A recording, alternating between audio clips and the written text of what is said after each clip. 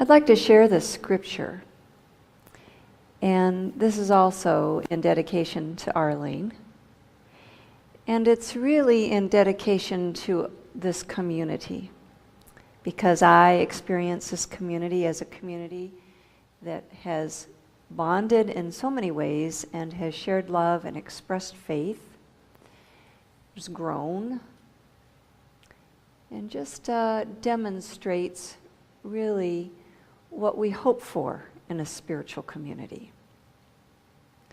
And right now, this community is rising to meeting a change. And this quote comes from the story of Jacob. And I've been sharing from this story when I come to visit. It seems like it's one that I turn to many times in my own way, for my own self. And Jacob has had the guidance that he is to leave his home. And he goes, and in fact, he rests and sleeps on a particular night, and he has a dream. Many of you may remember that dream where the ladder and the angels ascending and descending, and he awakens from that dream, and he has this experience of God. And the experience comes to him in these words. Behold, I am with you and will keep you wherever you go, and will bring you back to this land. For I will not leave you until I have done that of which I have spoken to you. And this land that he's referring to is a land of a very holy experience. And in the story, Jacob's life, he does come back to this particular place, an actual place on earth. But more than that, he comes to this experience of God conveying to him as he leaves everything that he's known and loved, his family members, the birthright. He's left that all behind. That which he thought was to be, he's left behind. And in that holiness, that hallowed ground of following God's guidance, of yielding and surrendering to God's guidance, this holy words come forward, and he is returned to that place in consciousness again and again and again. So from that verse, we dedicate this service really to you, Arlene, and to all of you that walk the spiritual path, that represent with your lives the Christ path for living and loving and learning. Well, it's been a little while since I was here. I had somebody say, "Did you go on your trip?" I said, "No, didn't go on the trip." Didn't go on the trip. Everything kept changing. And my son Elijah is off in Oregon, and he's working, and he's doing well, and he's on his journey. And he's returned to the land that he told his first teacher in Michigan. He said, "I will return to Oregon. That's my home." Well, he's there. You see, deep inside ourselves, we often do know that which is holy and precious to us, nothing is being taken away, but we will be able to return and be able to return as more mature participants in that holy experience, whether it's Oregon for Elijah or this wonderful expression of God as ministry called Unity Spiritual Center, or if it's just that place in ourselves that we know that God has not left us or abandoned us, and we've had this holy experience, and we go forward into the unknown, and we know that God's there. And we may feel a little lost in the unknown sometimes, but we know that God is there, and we return, and return in a good way. So I didn't go on the trip. I had my appointment to be here in Michigan and to support my family and to support my minister. And I the day after he left, I realized I had a life. And my life included many things, including, this kind of idea that in the summer I'll go to the yarn shop in Lake Orion and I'll bring this hat that I've been working on for 5 years. And then I might finish this hat, and my friend Joy, I'd been to the yarn shop years ago. The children bought me little bamboo knitting needles, and I'd been to the yarn shop to go buy my yarn, and my friend Joy works and volunteers there, and I saw this hat. It was like music in a movie. Ooh, this hat. Can I buy that hat? No, can't buy anything in here but yarn and needles, looms and things. Oh, that's just the most beautiful hat I've ever seen. Are you sure? What would you charge for that hat? No, can't buy the hat. Well, probably about a week later, Joy gave me the directions. And a circular needle, and alpaca fiber, my favorite there it was. Well, we called it the boot camp knitting experience. I called it the boot camp knitting experience. Little did she know it was going to take me 5 years working on this thing. But because Elijah was gone and I realized I did have a life and I was going to be in Michigan, and I thought I'd go to the yarn shop and that I would knit a little on this hat. Now I've gone from circular needles to 6 needles. So this is the end. If I could just figure out how to end it, then I could felt it. That's the next step. You see, when you work on something for 5 years, like boot camp, directions. If you're knitters, you know this. They write it out in codes.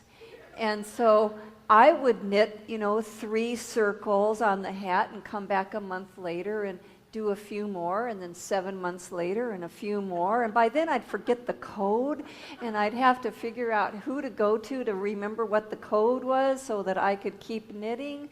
And there would be holes in it, and I would look at it, and I wasn't laughing, really, I wasn't. But long story short, I just wanted you to know those holes. There's something in these holes that I want to share today about holes in life and surrendering, whether it's surrendering around knitting a hat, and I just knew I just had to finish this hat because Joy's from the church home that has been my church home for the last 6 years, Peace Unity, so I would see her most every single Sunday. And it's a little hard just to kind of stuff the hat away and not remember the hat. And so every year, and probably about summer and fall, I'd think, I got to finish this hat so I can wear it and I can show her that I would finish it. But you know what it took for me to finish that hat, and what it takes for us to meet life is to really go to this place of yielding to the experience and surrendering, but surrendering intentionally. And I mean that. I don't mean just kind of like I give up. I mean that experience of really surrendering to the experience, the divine appointment of the experience. It's not going to go away, can't go around it, can't go through it. I mean, you can go through it, you just have to go through it. And so there's this surrendering going on with intention of turning to a power greater than ourselves so that we can actually meet it, right? I know you've all had that occur. So I did that with the hat, obviously, and I'm still doing it. I'm very close to doing it. And as I was thinking about coming out here, I was thinking about this community and thinking about the yielded community called Unity Spiritual Center of Windsor. That there's going to be a gap. There's going to be a kind of a hollow kind of a place with you gone, Arlene. And we know that, and we're just going to admit it. We're not going to pretend that's not going to be there or not going to happen. So I wanted to speak to that. I wanted to speak to those holes, those hollow places that compel us and invite us to surrender, because those places are real learning places. They're places of spaciousness where, like me with my knitting, I just get to that place and I don't have any answers anymore. I can't figure out the code. And I know I'm going to do this hat, so all right, give up the old way, but go forward in a new way of approaching it. And for this community, this is where you're at. There was the first yielding, the first surrendering, which came from the information coming from Arlene. Guess what? My guidance is. And your leadership team had to quickly yield to that and fulfill more of their purpose. And then be able to bring this to the congregation. And the congregation has to yield, has to surrender, has to be willing to accept where things are, what's happening. And there's a great example in the Bible to turn to when we think about what it's like to surrender and to yield to experience, and to be kind of hollow and kind of empty, like those little holes in my hat, where we can feel kind of not ready, maybe not sure, maybe feeling powerless in a sense to know what to do. Okay, everybody say dream and vision and write the affirmations and take the steps, do all those things, but there's that hollow place that can feel like we don't know what to do. And the Bible contains this story about the disciples. The disciples of Jesus the Christ. The disciples of the Christ teachings. The disciples of the Christ love. The disciples of the Christ living and learning. These people, men and women, that had turned to a man Jesus and had begun to learn and to grow and had begun to live, they had to surrender Jesus, the man. They did. That was the first surrender. He'd let them know it was going to happen. It was pretty hard for them to hear, but in fact, they had to surrender Jesus, the man. And I can imagine those people in that time and some of the reactions that come with that very challenging experience of letting go of Jesus, the man, as they had to do. Some of them ran out of fear. Oh my gosh, they ran out of fear. The women were pretty sure stayed because they show up at the tomb. They stayed at the hearth. And they kind of just stayed with the home and the hearth. One of them commits suicide, Judas, I should say, the beloved of Jesus. And if you go back and you read through the Bible, you'll find that he was a beloved of Jesus. But his role, his part, his fear, his self-doubt, his experience led him to suicide. That's how they reacted to the first surrender. But then came a second surrender. And the second surrender, I kind of imagine like this. The second surrender involved these people coming together. They came together in their sense of community. And I kind of imagine them in some house or some room, and they're there, and they're sad, and they're probably talking. And then I can imagine them becoming just quiet together with no answers, maybe no direction, no sense of what's next, no guidance, no explanations, just empty, hollow.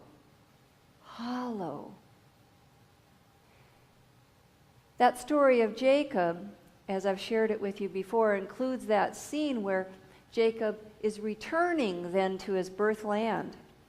But he's returning, and he's returning with a certain anxiety about his brother, Esau. He's returning, and he starts getting the word that his brother is out there with all of his tribe. And in fact, Jacob stops, and he has everybody camp, and he crosses, he goes away, he's alone. And when he's alone, he has this experience of wrestling with a man. In one translation it says a man, and another translation it's called the shadow, and another translation it's called the angel. He's wrestling. And in that wrestling, struggling, it said that the angel touches the hollow of his thigh. This hollow place. Could be a metaphor, really, that hollow place in the struggle. If you've ever struggled to try to understand something, to figure out how to do something, and what can I do about this, and everything is changing. But there's this kind of hollow place that the angel touches. There's a writer who talks about this hollow place. And his name is Gerald May. He wrote a book called Will and Spirit. And he and this particular writer of this article, Stephen Doty, have this to say. What ultimately emerges in the hours after the crucifixion is a holy, yielded community. This is a gathering of folk who have let go and possess no specific idea of what they will hold on to next. They do not force an answer, nor do they rush after something to fill the void. In deep pain, the yielded community simply draws together and immerses itself in the awe-filled mystery.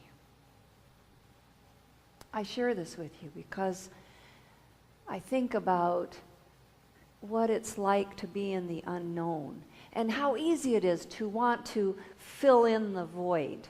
I had so many people say to me, when Elijah leaves, don't just fill your life up. Don't just fill it up. And they were right. They were right. Because when things are going through great change, the opportunity to let go and let God exists. To really practice what we learn in unity, to turn to source. I have a dear friend, I think of her as a spiritual giant. And she says that little saying, I let go and I let God, that doesn't work for her. She says she has to let God so she can let go. And some of us are like that. I mean, we work really hard at letting go. And we're the great candidates that ought to start with, let God, so we can let go. And in that space and in that hollowness that we often find in meditation, in prayer and meditation, when we turn to God, when we do turn to source, when we do become willing to show up with all of the complexity of our life, with the questions, the confusion, the lack of answers. What do I do? How do I deal with this? And we're sitting there in meditation, and we're doing our best to turn to God, and our head is doing its thing, trying to figure it out and come up with all, you know what I'm talking about, right? If you've practiced meditation, you know what I'm talking about. You may also know that there is that experience that happens when we, with pure intent in our surrender and turning to that which we call God, when we let go and become quiet, we're all emptied out. For me, it comes with a really great crying, gnashing of teeth maybe first, but crying and cleansing. And then there's this letting go, this real letting go into an empty place. And in that empty place, I always feel like That's where God gets through. Now, I'm not saying that I sit there and that I have God show up in words. That's rare. And I might get up from my meditation time like you do and go into my day feeling like, that was some meditation time. Don't know that I want to even do that again. At least I feel a little emptier because I had that cry, or I let it all out, or I put it all down in a journal. At least I feel a little less burdened. And then we go forward into our lives and we notice that something's a little different. We notice because we were willing to allow that empty space, that hollow space, that there's something almost more possible in us. You know, when I sat in that yarn shop, there were all these women just chatting. It wasn't a class or anything. It was just people knitting. And a lady came in, and she sat down kind of on the edge of outside of the table, and she was talking with a couple of the people that were there that obvious to me, she seemed like she probably volunteers there and is a regular there, and I wasn't really paying attention. That partly there was a little side conversation, and probably because I was really working to figure out how to do that last little thing on that hat. So I wasn't listening to her much, but then I began to hear something that was catching my attention, and I put the knitting down and I listened. And she was talking about her mother. And it was the most profound story, and she was talking about her mother, who was from Poland. And as a little girl, her family, this woman that's telling the story, her mother as a little girl, had gone through the horrible atrocities of the World War. And that this lady in the shop was then talking about her grandmother, the mother of her mother, who after the father was killed and the brothers, and, you know, everything was just horrible in this experience, I'm sure, that the grandmother had become almost feeble-minded. Like she couldn't handle what was before her to handle, that she had 2 daughters.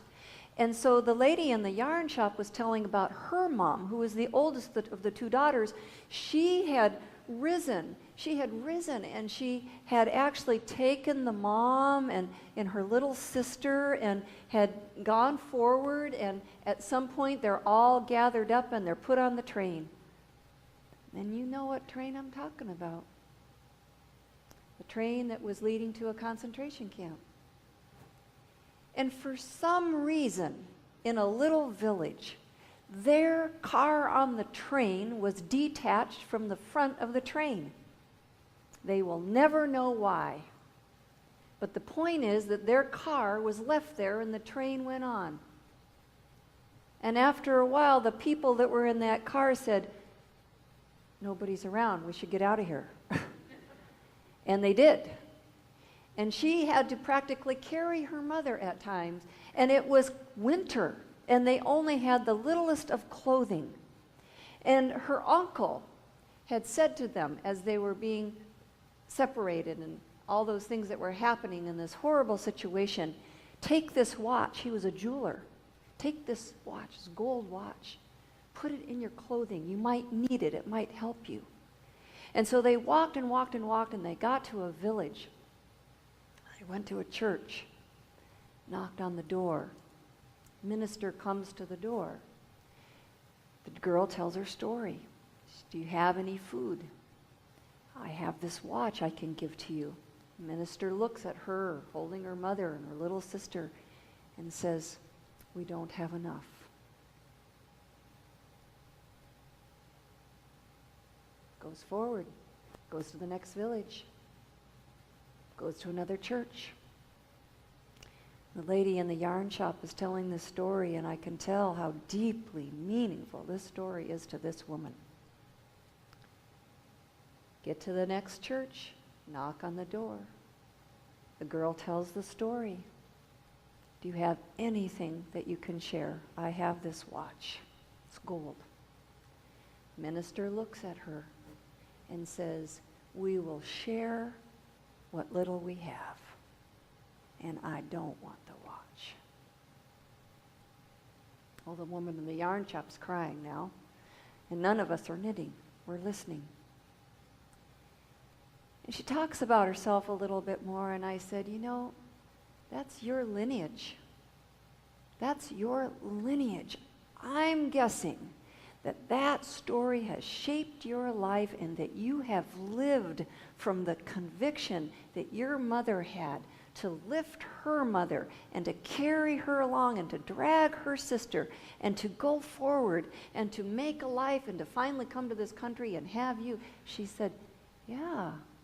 She said, I once worked for a job where she said, I was the only woman, I was like a biologist, so I was like the first woman biologist and working for the state or something, and there came a point where she had to do all these hard jobs in this.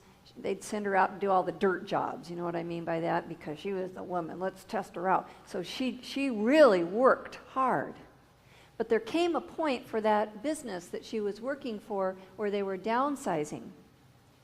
And she knew that she could go out and she could create opportunities, and there was another person under her who was going to lose everything if he lost his job.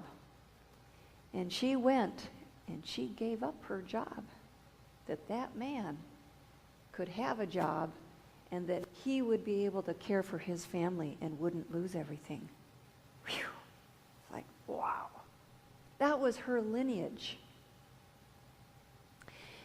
You see, our lineage, when we allow ourselves to open to this Christ way of living, when we allow ourselves to be shaped and formed and created every day anew, according to the Christ way of living, our lineage is the power to let go, the power to be hollow, the power to be empty, the power to yield, the power to surrender, no matter what the situation is.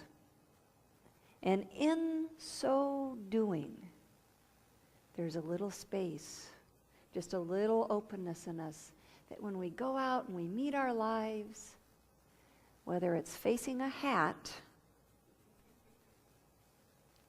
or facing a concentration camp,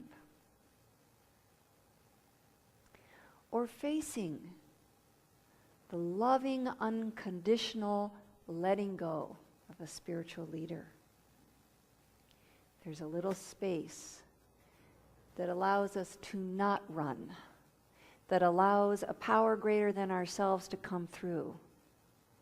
It could be receiving a diagnosis. It could be receiving the news that somebody's leaving. It could, so many parts of our life require letting go.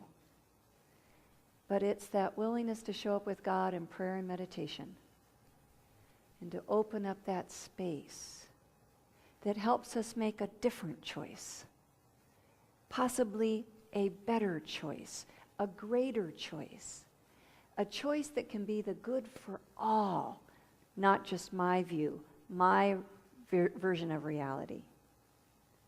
So for this yielded community, here you are. Things are in process. One candidate has come to speak here. You're asking questions. The leaders that you have elected are doing their part in creating that next version, that next chapter. And for Arlene, she's been willing to follow the guidance. And I know you to be a person that listens deeply with God.